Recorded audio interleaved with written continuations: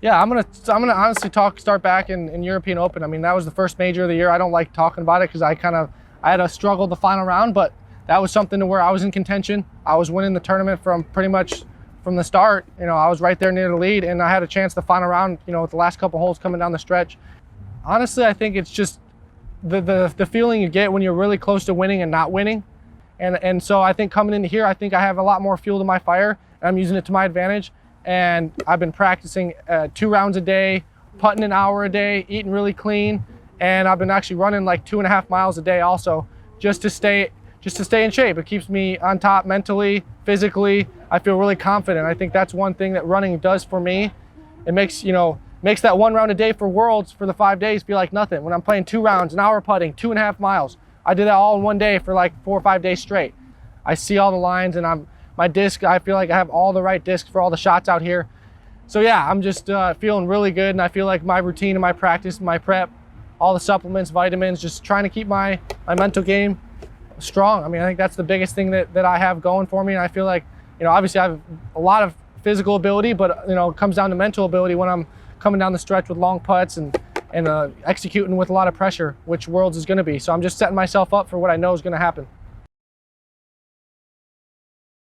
Seth Muncie referred me to a buddy. He's a chiropractor, and he specializes kind of in the neck region, but he actually works with a lot of UFC fighters. He's from Iowa, and he put some work in with me. He adjusted me and gave me some heat therapy and did a bunch of stuff, and I rested for like 3 or 4 days before I started my Worlds prep, and I felt really good after like 4 or 5 days after Idlewild, after I had to drop out. I really started feeling great, and that's when I started hitting the practice and everything hard. And so my next 100% hasn't, like I said, I've been playing for about a week now with no pain, no nothing. It's not even in my mind, which is I'm super pumped about that it wasn't serious and there's nothing going on, and I'm totally straight now. The fans are like, they're watching, whether they're watching live or watching Jomez, whatever they're watching, they feel like they almost expect me to make it, and I do too. If I have a chance, I can see the basket. If there's any type of slot, if I'm in the woods, doesn't matter where I'm at, if I have any type of line, or even if I don't have a line, I feel like I can make one and still make it. So I think that I can make that pressure wide open 30-footer, but at the same time, I can make the scrappy 45, 50-footer from inside the bushes with no line. You know, that's the difference too, is to where I'm versatile. I can, like I said, I can make a deep putt with wide open, or I can make the, you know, medium putt maybe from the bushes where there's really no line and people never expect me to make it. I love that too, because it's people like, it's almost the opposite expectation, to where that 30-footer, 40-footer, it's like, oh yeah, he just made it, that's what he's supposed to do. But it's like, you're in the bushes with a bunch of crap in the way, and you can't really, bunch of trees, and people are like, oh yeah, there's no way you can make that, and you make it. It's almost even more rewarding. And it's still awesome but at the same time, it's still really cool to make the 50, 60 footers and keep people saying, yeah, I expected that.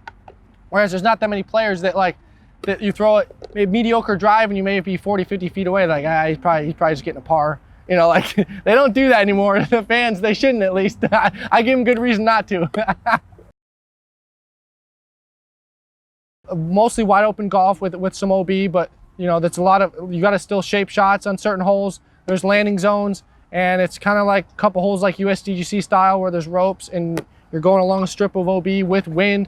So it's definitely going to be throwing a lot of destroyers, a lot of sidearm shots, and not too many putter shots approaches. I noticed that. It's mostly drivers in the wind, Firebirds for me, destroyers, really consistent 400 to 450, just consistent hyzers, landing flat with not too much skip. And so I think there's a lot of shots out there that you really just need to work on the distance control.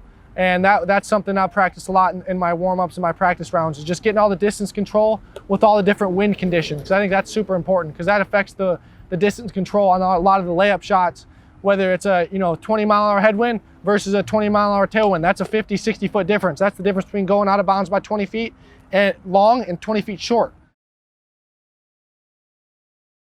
Northwoods is a lot more rock shots, T-birds, not nearly as many destroyers. I'm throwing a lot more tunnel shots, a lot more like hyzer flip rock shots, and a lot more tunnel shots, way more woods, not as much OB. Most of the punishing spots to land in are just, you're gonna have to scramble to save par. If you're in the trees, it's gonna be tough to get a par out there at Northwoods. And I feel like, you really have to hit your lines, and it's more of a complement to EUREKA as opposed to wide open golf. It's more of the tunnel shots, a lot of forced landing zones to where you're not gonna be able to blast a 500-foot drive. You're gonna have to throw a low ceiling, you know, T-bird 350 to 400 to maybe a rock upshot or a sidearm approach pig. You know, I practice a lot more out at NORTHWOOD's because I played Ledgestone out at EUREKA. It really kind of reminds me of the Georgia Worlds in 2017. Brutal on, if you kick off the fairway, you're gonna take a bogey. So, I mean, for me, it's just been focusing, hitting the landing zones, hitting my angles, and knowing where to sometimes save par. If I'm gonna throw into a spot, knowing where to land on the next shot and just trying to save a par as opposed to trying to scramble master and try and still get a birdie. For my practice routines, develop all my game plan before the tournament starts, and there's nothing that is going to be in question by the time the tournament comes. I know what shots I'm going to be throwing on all the holes. I know how they're releasing out of my hand. I've played in all the conditions. I know how my putters are flying. I've got the endurance. I've got all the mental stamina, and I've got all the supplements and stuff I feel like I need to really feel like I can compete at that high level that I've trained myself for the past week of preparation. If I feel confident enough and I know that my shots are good enough to win, that's all the confidence I need to actually win.